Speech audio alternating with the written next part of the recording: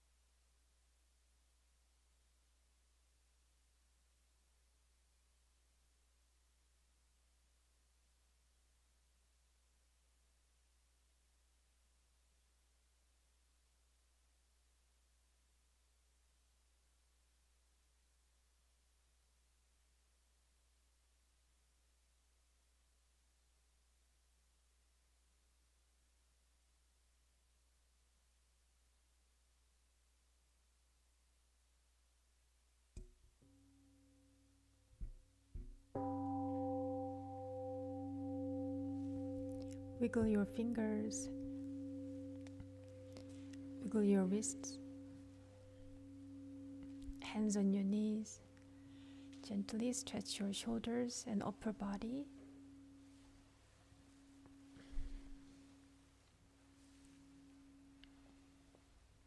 Slowly circle your upper body.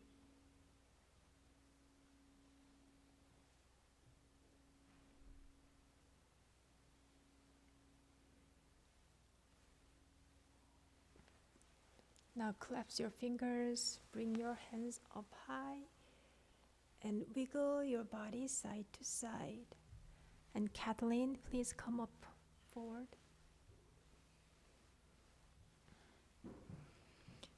And release your hands down. Now put out your legs. Hands on your knees. Massage your knees, your kneecaps,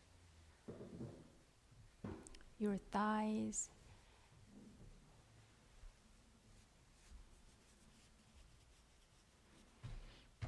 Wiggle your ankles and toes.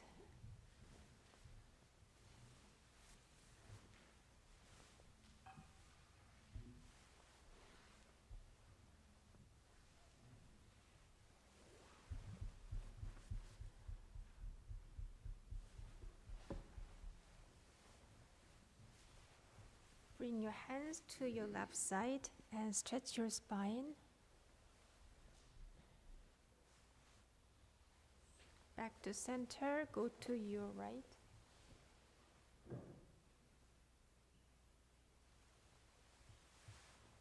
And back to center. Arms up to your chest, palms down to your side. Breathe in up, breathe out, lean forward.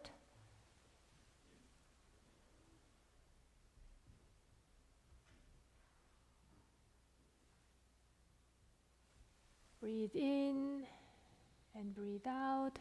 Come back up. Now turn your body to your right. Let us face to the 일원상, one circle image.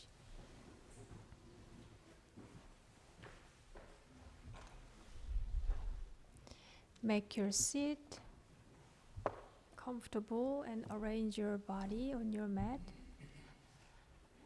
This morning, we are happy to have Katherine here and listen to her Dharma message. So she's going to talk about one of the key practices in One Buddhism, gratitude. So the title is Cultivating Gratitude in Changing Times. Please join your palms together. Greet Katherine. Good morning. Good morning, everyone. So nice to see all of you on this magnificent day. I want to thank Reverend Yu for giving me the opportunity to speak with you today. As Ginger said, I wanted to talk about not just cultivating gratitude, but in the time we are in what I call changing times. Today, cultivating gratitude is more important than ever. As we are witness to what is happening around us, the last thing we may be thinking about is gratitude. We are more likely to be feeling emotions of despair, hopelessness, anger, and guilt. These emotions do not make us feel good about the situations. In fact, they usually make us feel worse. What we focus and feed on strengthens those feelings, and we become wrapped up in negativity. A way to help us during these changing times is to cultivate gratitude. Cultivating gratitude is a key process in Wan Buddhism. It is deeply related to the understanding of the interconnectedness of all. Based on the Buddhist teaching, we see that all phenomena arise in dependence on multiple causes and conditions. For instance, in order for us to drink a cup of tea, someone has to plant, harvest, manufacture, and deliver and sell the tea. It also requires sun, wind, rain, a teapot, and a cup, and all the other necessary things and conditions for us to enjoy this very simple act of drinking tea. The food we eat, the clothes we wear, the house we live in, and all the goods and services we use on a daily basis come from countless people and conditions around the world.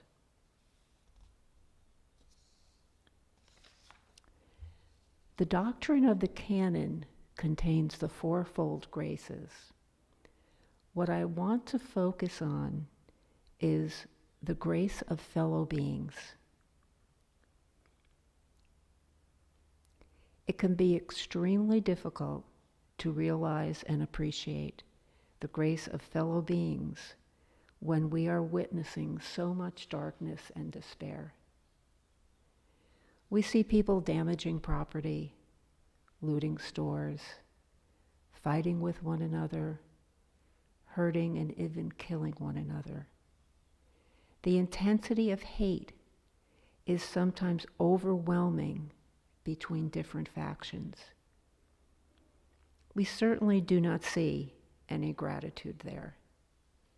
We can become very jaded and insensitive to those participating in these activities, having little use for any of them or their actions. What we are witnessing in today's world is the result of beings being ungrateful for one another. If we are ungrateful to fellow beings, then they will hate and dislike one another and become mutual enemies. There will be quarrels between individuals, ill will between families, hostility and no peace between nations. Does this sound familiar with what's happening right now? Our fellow beings are lost in a sea of suffering. So maybe, just maybe, instead of us only seeing the harm that our fellow beings are engaging in, maybe we can pause, take a step back, take a breath or two, and send some metta to those that are suffering and that are in so much pain they are committing atrocious acts. Maybe this might be one way that we can help fellow beings and in the end help ourselves as well. I think I'm going to try it. I hope you will do as well. The word gratitude and grace share a common origin. The Latin word gratus, meaning pleasing or thankful. When you are in a deep state of gratitude, you will often spontaneously feel the presence of grace. The grace in receiving a human life is that it grants you the capacity to experience all that is beyond the body. We can call it God, emptiness, Brahman, Allah, or the ground of the Absolute. I wanted to share with you, before I close, that there have been many times in my life when I did not feel there was any grace. Misfortunes, financial difficulties, problematic relationships, and severe illnesses abounded. It is only through my practice that I was able to deal with these life's difficulties and begin to see through the veil of misfortunes that there was peace and a respite and a light at the end of my journey. This is what the grace of gratitude means to me. Gratitude for the grace of conscious embodiment evolves into the practice of selfless gratitude, in which your concerns slowly shift from being mostly about yourself and those close to you to about all living beings. As this occurs, you need less and less in the way of good fortune happening to you. It becomes enough that there are those who are happy, who are receiving love, who are safe, and have a promising future. It is not that you would not prefer good things for yourself, but your sense of well-being is no longer contingent on external circumstances. You are able to rejoice that amidst all life's suffering, there still exists joy. You realize that pain and joy are part of a mysterious whole. When this state of selfless gratitude starts to blossom, your mind becomes more spacious, quieter, and your heart receives its first taste of the long-sought release from fear and wanting. This is grace. I would like to leave you with a quote from one of my favorite poets, Haifa of Persia. One regret, dear, that I am determined not to have on my deathbed is that I did not kiss you enough. I thank you for your time and attention, and enjoy this magnificent day. Thank you, Kathleen, for the reminder of the practice of gratitude. So there is always a perspective we can adopt to see a silver line of our life, the hope in our life and joy in this beautiful weather. So let us continue our practice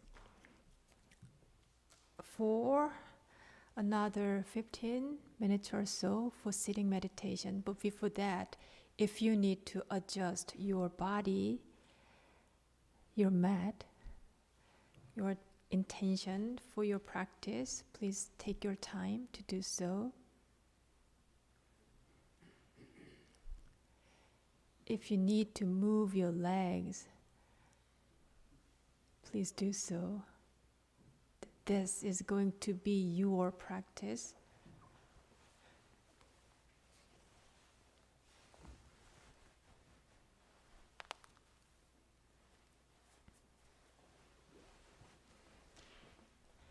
Once your body is ready for your sitting practice,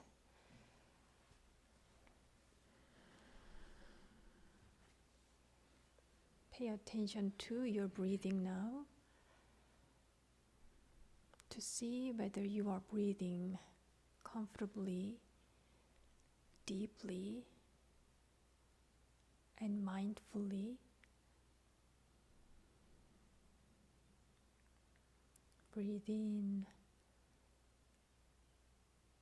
breathe out. Breathe in, feel your lower belly expanding. And breathe out, it falls back.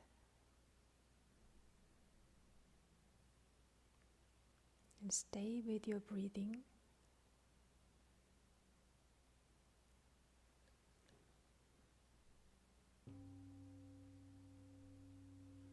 When there is wandering thought, you can always come back to your breathing.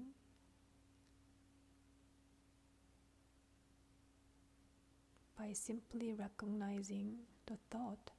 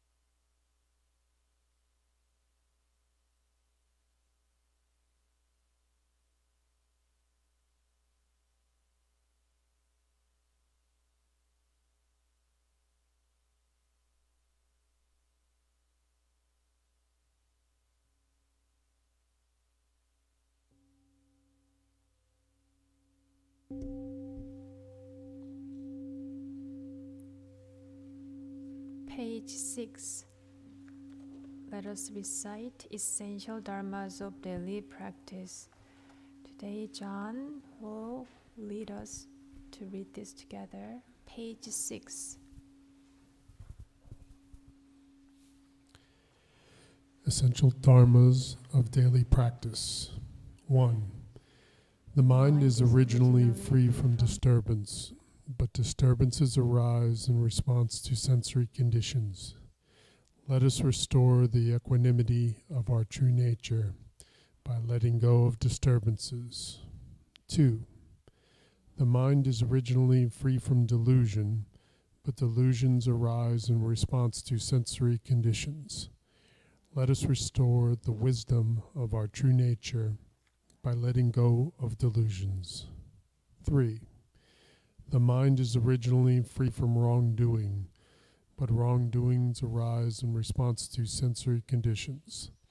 And let us restore the precepts of our true nature by letting go of wrongdoings. 4.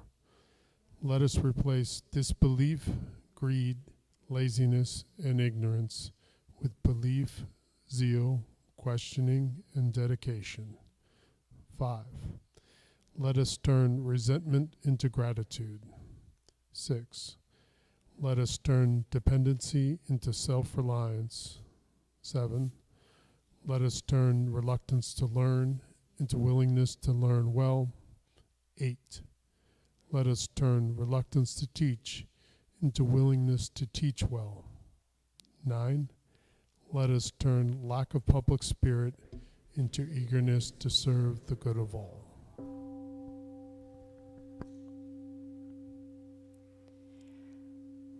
Now please put out your legs. Let's do some massage.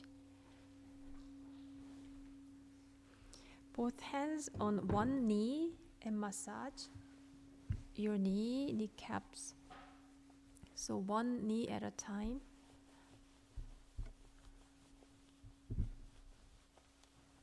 To the other side.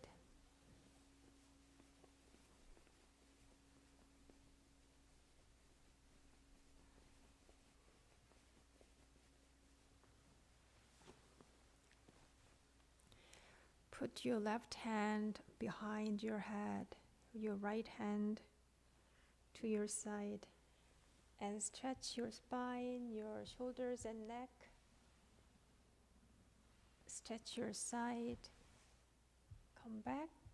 Same way to the other side.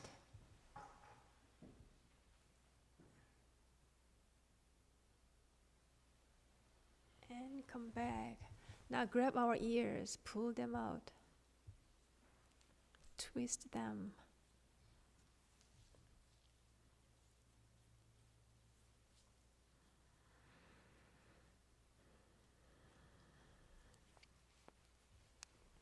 Support your elbow with one hand and massage the back of your neck.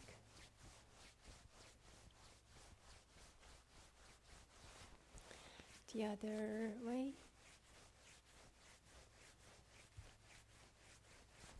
Your shoulders.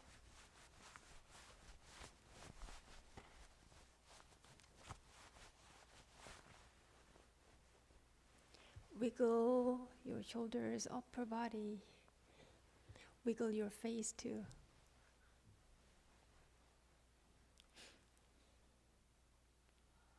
Some of you are smiling by wiggling your face. That's a good way to wiggle your face, actually.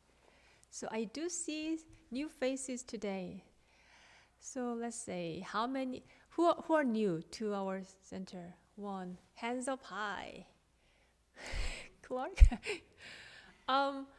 Would you like to stand up? Would you mind standing up? Stand up.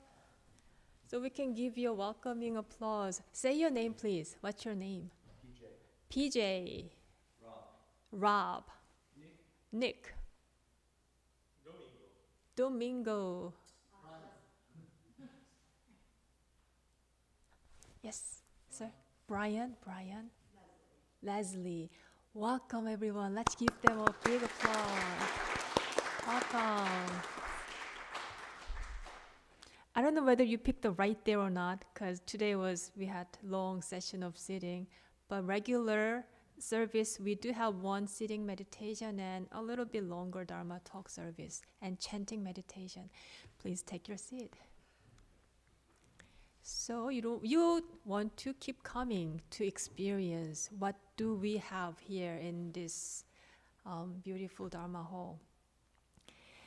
Speaking of which, let me give you a few announcements, upcoming events in our center. So May is the month of celebration. This coming Sunday is Mother's Day, right? So we will be celebrating this special occasion together during the service. As a small token of appreciation, a gift, special gift, will be given to all those who attend. All those who attend, whether you're a mom or not. The Sunday after next, on May 21st, we will be celebrating the Buddha's birthday.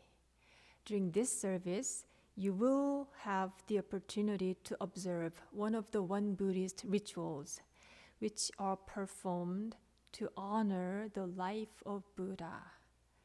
Also, we'll have a sound bath session with Jane Sri Preyo, providing you a chance to rest your heart and soul. May 21st, Buddha's birthday celebration. Lastly, we offer a retreat during the Memorial Day weekend with a focus on meditation, especially the basics of meditation practice and Q&A sessions with our teacher, Venerable Juksan-nim. Find more information on our website. Lastly, I'd like you to take a moment to think of our Dharma friends who are expecting surgery and who is recovering from her recent surgery. So they are Linda Close and Sandy Moore. So please join your palms together and let us dedicate our practice for their well-being and for all living beings' happiness.